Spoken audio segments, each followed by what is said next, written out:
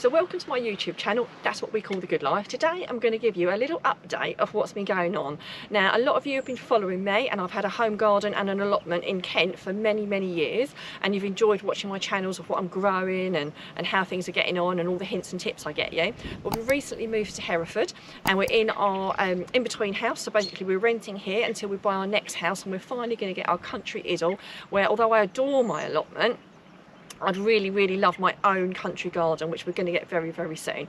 But the good news is I'm still growing a few bits here, not on the scales that I was, so I want to show you that it's really possible that you can still grow things even with not a lot of space and time.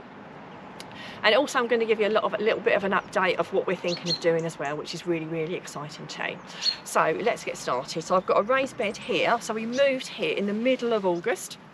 We only found out we were going to get this bungalow to rent about 2 weeks before, so I sowed a few seeds randomly. I brought them up here. I popped the raised bed in. I put horse manure right in the very bottom of it. It wasn't very well rotted, in case anyone's wondering. I was then lucky to get gifted some compost from someone's compost heap, which I put a nice big layer of that in as well. That's my landlady actually, she's got a local farm. And then I just bought a little bit of multi-purpose. The reason I did that is because I have used all the compost from my own composters before, and there can be a lot of seeds in it. And when you're sowing seeds and little plants, it can be just a wash of weeds, and it's quite hard to pick them out. So I did do a little small layer of multi-compost, which I would very wholeheartedly recommend if you can afford it. So I popped those in. I also popped a few seeds in, and when I first put them in, I've got to say they looked really pitiful. Quite frankly, for someone who's got a YouTube channel for several years, I was almost embarrassed to do my videos because it looked absolutely atrocious, and I really didn't think anything was going to grow, because I thought it's colder here, it's going to be harder, blah blah. But look where we are, and we are in the middle of November, and this is actually it looking a little bit flattened down because we've had a lot of rain and a bit of cold weather the last couple of days.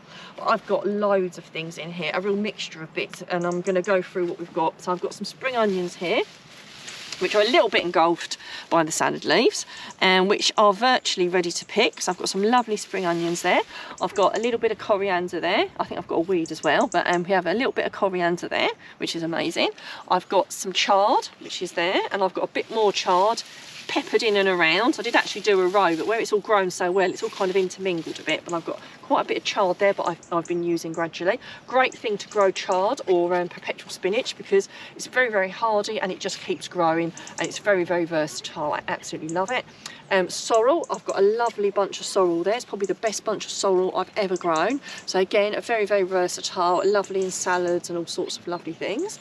I've got some mixed salad leaves in here, which have gone absolutely bonkers, which I've been gradually chomping through. I've also got some pak choy, so there we are, a little bit of pak choy there.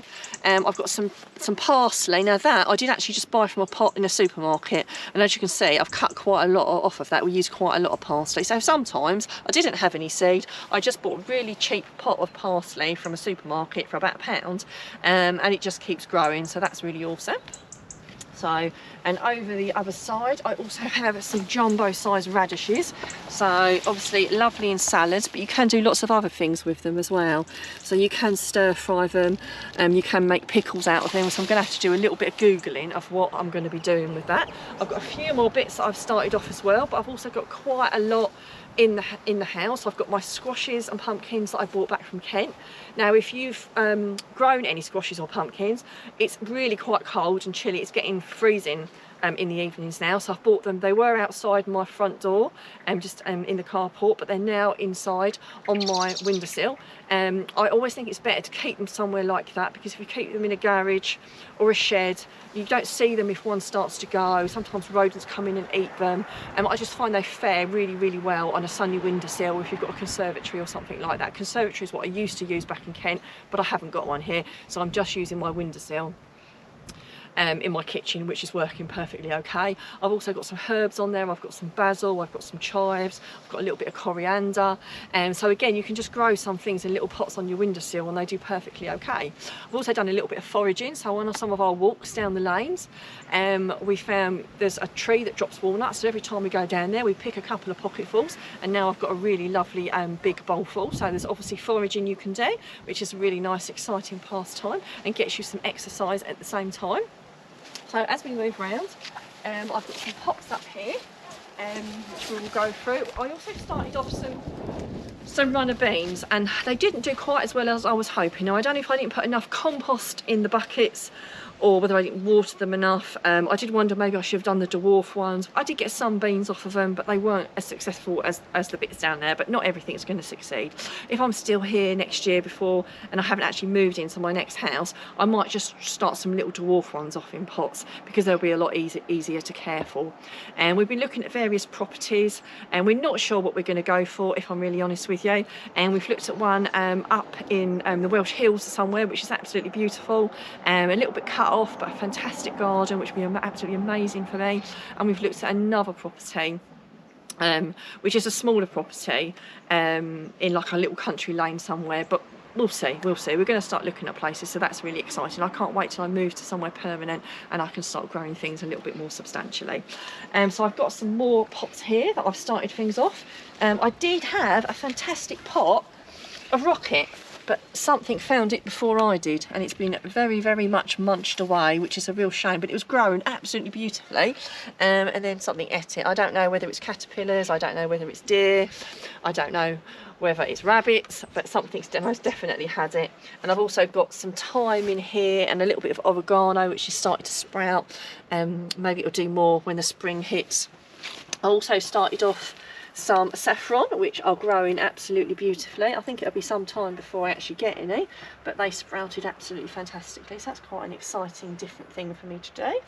And I also bought some herbs from Kent as well. I took some cut-ins, so I've got some mint over there, which is not doing too badly. I've got some rosemary that I took cuttings of. I've got some sage there.